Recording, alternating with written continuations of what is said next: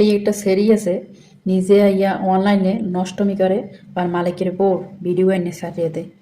Guys, আপনারা বেশি বেশি ভিডিওটা শেয়ার করে দেন, এই মালিকের আত্মীয় স্বজন এবং তার পরিচিত লোকের কাছে যেন ভিডিওটা পৌঁছায়, যেন এই মেয়েটার বড় যেন একটা শাস্তি হয়। আর জানে না আরবি ঘরের মহিলাকে ভিডিও বানাইনে সারা এটি যদি ইহা বুঝো ওই পরেরা যে কি করতে পারে, বলে নিয়ে জেলে ভরে তৈবে আর নাইলে জরিমানা করবে। আরবি ঘরের মহিলারা রুমের ভিতরে যেভাবে চলুক আর না চলুক এটা কোনো ব্যাটার না। এরা বাইরে কোথাও গেলে বোরকা পরে যায়, নিজে পরে যায়। এরা পরপুরুষের সামনে খোলামেলাভাবে বাইরে হয় না। তো এই সেরিটায় গোপনে গোপনে ভিডিও করছে পিস ক্যামেরা দিয়ে ভিডিও করে হেবে অনলাইনে সারিয়েতেছে।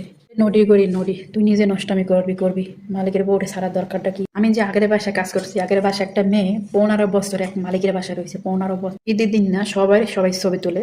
তো ওই মেয়েটা যেটা 10 বছর কাজ করছে, ওই মেয়েটা মালিকের মেয়ের সাথে, মানে মেয়েটা আমাদের বয়সী, ওই মেয়ের সাথে একটা ছবি তুলবে, হেয়ে তুলতে দেয় না।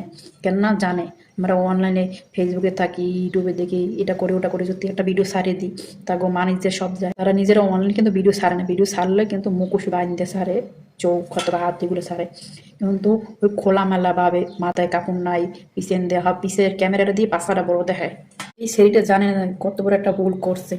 আমি চাই এই ভিডিওটা এত ভাইরাল করবেন যেন ওর মালিকের চোখে পড়ে।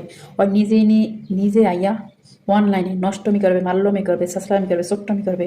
ও এবার ওই সৌদির মালিকের বউগুলো আবার অনলাইনে টানাটানি করে। কি জানেন, আমাদের কিছু কিছু বাঙালি মেয়েদের কারণে বাঙালি মেয়েদের দুর্নাম হয়, কিছু কিছু প্রবাসী কারণে প্রবাসীর খারাপ হয়, কিছু কিছু খাদ্যামার কারণে খাদ্যামার একটা যদি লাঙ্কারায় 10 জনের যায়। এই ছেড়িটা নষ্ট মাইয়া ওই উল্টো কুল্লা ভিডিও করে না, ভিডিওটা বেশি শেয়ার চাই। এই ছেড়িটার বাপ মা ঠিক নেই, ঠিক না থাকলে এরকম উল্টো পুল্টো ভিডিও করতে পারে না।